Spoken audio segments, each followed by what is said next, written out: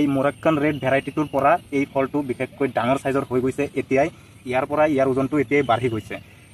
এই ভেৰাইটিবোৰ মই যোনবোৰ লগাইছোঁ, জাম্বু ৰেড, ভিয়েটনাম ৰেড, পিছত crossbred variety, Moroccan red variety, Vietnam white, পিছত ইজৰাইলী য়েলো, এইবোৰ ভেৰাইটি আপোনালোকে। নমস্কাৰ, মই বিজয়, স্বাগতম জনাইছোঁ আপোনালোকক মোৰ ইউটিউব চেনেল বিজয় গাৰ্ডেনলৈ।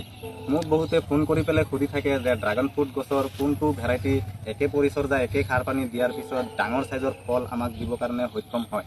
তো মই আজি আপোনালোকক এইটোৱে জনাব আহিছোঁ যে একে সাৰ পানী একেই পৰিচৰ্যা কৰাৰ পিছত আমাক কোনটো ভেৰাইটিয়ে বিশেষকৈ ডাঙৰ ফল দিবৰ কাৰণে সক্ষম হয়। মই আপোনালোকক অলপ ওচৰৰ পৰা দেখুৱাই দিওঁ। অলপ ইয়াক দেখুওৱা প্ৰথমত। এই ভেৰাইটিটো হৈছে মোৰাক্কান ৰেড ভেৰাইটি। এই ফলটো চাবই পাইছে 200 গ্ৰাম মান ওজন হৈছে এতিয়া। এই ফলটো যেদিনাখন নেকি ফুলটো মই পলিনেশ্যন কৰিছোঁ আপোনালোকক দেখুৱাইছোঁ। একেলগে দুটাক মই পলিনেশ্যন কৰিছিলোঁ, এই ফলটো আৰু এই ওপৰত আৰু এটা আছে এই ফলটো।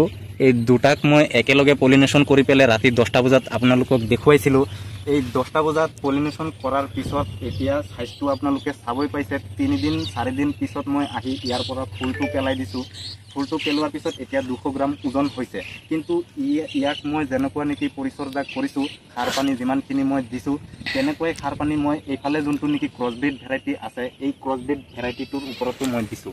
এই ফলটো যোনটো চাব পাইছে, এই ফলটো কিন্তু এই মোৰাক্কান ৰেড ভেৰাইটিটোৰ পৰা এই ফলটো বিশেষকৈ ডাঙৰ সাইজৰ হৈ গৈছে। এতিয়াই ইয়াৰ পৰা ইয়াৰ ওজনটো এতিয়াই বাঢ়ি গৈছে।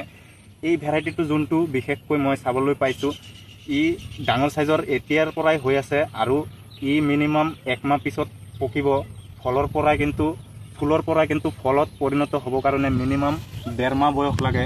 1.5 মাহৰ ভিতৰতহে ফুলৰ পৰা ফলটো পকি পেলাই আমি হাৰভেষ্ট কৰিব পাওঁ।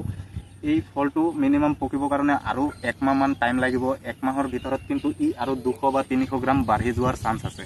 তো আমি ইয়াক আশা কৰিব পাৰোঁ মিনিমাম 450 বা 500 গ্ৰাম বা আধা কেজি বুলি ক'ব পাৰে। তো আধা কেজি ফল যদি এটাই পাওঁ তো এইটো কম সাইজ নহয়, বিশেষকৈ বহুত ডাঙৰ। আৰু এই ফলটো যোনটো চাবলৈ পাইছে, এই ফলটো কিন্তু মই এই ক্ৰছব্ৰিড ৰেড ভেৰাইটিটোৰ পৰা আগত ইয়াক পলিনেশ্যন কৰিছিলোঁ, কিন্তু ই বিশেষকৈ বেছি ডাঙৰ হোৱা নাই এতিয়ালৈকে।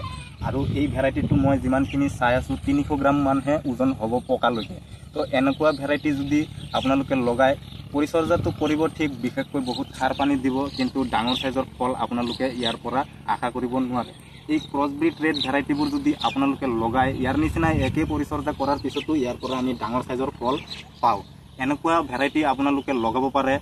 মোৰ পৰাই যে গছ কিনিব লাগিব এনেকুৱা নহয়। বহুতেই ভাবে যে বিজয়ে বিজয় ভাইৰ পৰাই ভিডিঅ' বনাই আছে, তাৰ পৰাই গছবোৰ কিনি পেলাই আমি লগাম, এনেকুৱা নহয়। আপুনি বেলেগৰ পৰাও কিনি পেলাই গছবোৰ লগাব পাৰে। মোৰ পৰা নহয়, বেলেগৰ পৰাও আনিব পাৰে। কিন্তু মই যেনেকুৱা নেকি আপোনালোকক গোটেইবোৰ গছ দেখুৱাই আছোঁ বা মই এই গছৰ ওপৰত কাম কৰি আছোঁ, ড্ৰাগন ফ্ৰুট গছৰ ওপৰত কাম কৰি আছোঁ, এনেকুৱা বাগানীৰ ওচৰৰ পৰা যদি আপোনালোকে গছবোৰ কালেকশ্যন কৰিব পাৰে, তেতিয়াহ'লে বিশেষকৈ বেছি লাভ হ'ব বা 8 মাহৰ ভিতৰতে আপোনালোকে আপোনাৰ গছটোৰ পৰা ফল হাৰভেষ্ট কৰি খাবৰ কাৰণে সক্ষম হ'ব। তো আপোনালোকে যেতিয়াই নেকি গছবোৰ লগাবৰ কাৰণে টাইম হ'ব, সেই টাইমত আপোনালোকে চিন্তা কৰিব যে কোনবোৰ ভেৰাইটি মোৰ বাগানত লগালে ভাল হ'ব। যোনটো ভেৰাইটি ভাল সেইটোতো ভাল ক'বই লাগিব। এই ফলটো অলপ সৰু সাইজৰ হৈছে, যেনেকুৱা নেকি এই মোৰাক্কান ৰেড ভেৰাইটিটো, এইটো সৰু সাইজৰ হৈছে। ইয়াক যদি মই আপোনালোকক মিছা কথা কৈ পেলাই 500 গ্ৰাম হ'ব বুলি কওঁ, তেতিয়াহ'লেতো নহ'ব। তো সেইটো কাৰণেই যোনটো ভেৰাইটি ভাল সেইটোক মই ভাল কৈ আছোঁ, আৰু যোনটো সৰু সাইজৰ আহে সেইটোক সৰুৱে মই কওঁ। এই ভেৰাইটিটো নলগাই আপোনালোকে এই ক্ৰছব্ৰিড ৰেড ভেৰাইটিটো লগাব পাৰে। এই ভেৰাইটিটোক মই ইয়াত যি সাৰ পানী দিছোঁ, ইয়াকো মই তাকে সাৰ পানী দিছোঁ, কিন্তু ইয়াৰ ফলটো ডাঙৰকৈ হৈ আছে। এনেকুৱাই যিমানখিনি নেকি ফুলটো ডাঙৰ সাইজৰ আহিছিল, তেনেকুৱাই ফুল আৰু এটা আহি আছে, সেইটোও মই আপোনালোকক জনাব বিচাৰোঁ। সেই ভেৰাইটিটো হৈছে ভিয়েটনাম হোৱাইট বা ভিয়েটনাম কিং বুলি কয়। ইয়াৰ ফুলটোও অলপ ওচৰৰ পৰা দেখুৱাই দিয়া। এই ফুলটো যোনটো চাব পাইছে, এইটো হৈছে ভিয়েটনাম কিং ভেৰাইটি।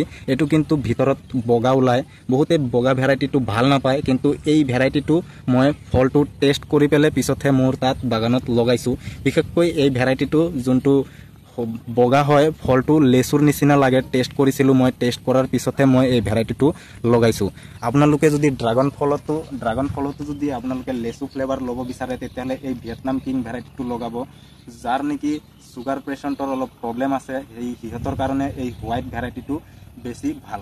ডক্টৰে বেছিভাগ হোৱাইট ভেৰাইটিৰ ড্ৰাগন ফলহে খাবৰ কাৰণে সিহঁতে পাৰ্মিশ্যন দিয়ে। ৰঙা ভেৰাইটিবিলাকত চেনীৰ ভাৱটো অলপ বেছি পায় কাৰণে সিহঁতে চুগাৰ পেচেণ্টক কিন্তু ৰঙা ভেৰাইটিটো খাবৰ কাৰণে অনুমতি নিদিয়ে। তো আপোনালোকক মই আজিৰ এই ভিডিঅ'টোত এইটোৱে জনাব বিচাৰিছিলোঁ, ক্ৰছব্ৰিড ভেৰাইটিৰ যদি গছ আপোনালোকে ক'ৰবাৰ পৰা কালেকশ্যন কৰিব পাৰে, এই ক্ৰছব্ৰিড ৰেড ভেৰাইটিটো নিশ্চিন্ত মনে আপোনালোকে লগাব পাৰে। মই যাৰ পৰা নেকি এই ক্ৰছব্ৰিড ৰেড ভেৰাইটিটো আনিছোঁ তাৰ বাগানত 1200 গ্ৰামৰ ফলৰ চাইজ ওজন দেখুৱাইছিল।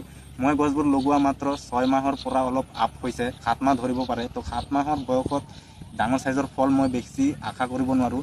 যিমানখিনিয়ে আহিব সিমানখিনিতেই মই এইবাৰৰ কাৰণে পূৰা খুচ আছোঁ। আৰু বিশেষকৈ মই ভাবি আছোঁ যে এইবাৰে মোক এই গছটোৱে 400 গ্ৰামৰ ফল মোক দি যাব বুলি মই আশা কৰিছোঁ। আপোনালোকেও মোক আশীৰ্বাদ কৰিব যাতে মই ডাঙৰ চাইজৰ ফল আপোনালোকক ফলটো কাটি পেলাই টেষ্ট ৰিভিউ কৰি দেখুৱাব পাৰোঁ। ইয়াতকৈ মই আৰু এটা ফল দেখুৱাব ওলাইছোঁ, সেইটোও বহুতে ভাল বুলি কৈ থাকে, কিন্তু মোৰ তাত ইমান ভাল ৰিজাল্ট অহা নাই। সেই ভেৰাইটিটোও মই অলপ আপোনালোকক দেখুৱাই দিব ওলাইছোঁ। অলপ এইফালে আহা, মই সেইটো ভেৰাইটিটোও দেখুৱাই দিওঁ।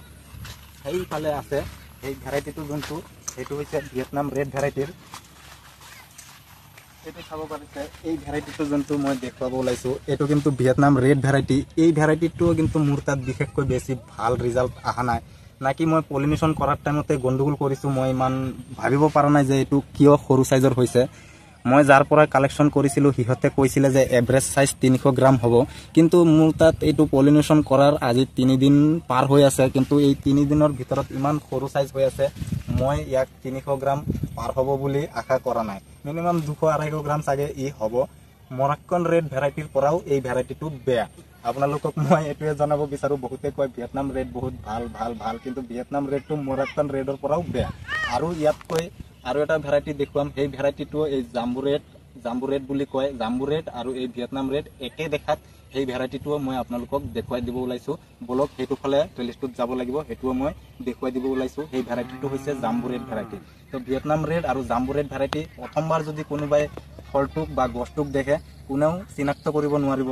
মই এই ফলবোৰ গছবোৰ লৈ বহুত দিন কাম কৰি আছোঁ, মই এবাৰতে দেখি পেলাই চিনি পাই যাওঁ যে কোনটো ভেৰাইটি কি। এতিয়াও বহুত ৰেয়াৰ বা নোপোৱা গছ আছে, সেইবিলাক দেখিলে ময়ো ক'ব নোৱাৰিম। আমাৰ অসমত কিন্তু ইমান ড্ৰাগন ফ্ৰুটৰ গছ নাই বা বাগান নাই, চৰ্চা নাই। এনে অসমত বিশেষকৈ মানুহে 4-5টা ভেৰাইটি লৈ কাম কৰি আছে। বহুতে নাজানে যে কিমানটা ভেৰাইটি ড্ৰাগন ফ্ৰুট গছ পোৱা যায়।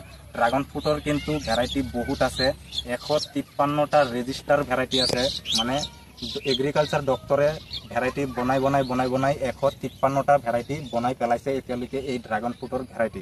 তো 153টা ভেৰাইটিৰ পৰাই কিন্তু 8টামান ভেৰাইটিহে ছাকচেছফুল বুলি ক'ব পাৰি, মানে কমাৰ্চিয়েল বিজনেছৰ কাৰণে লগাব পাৰি বুলি ক'ব পাৰে।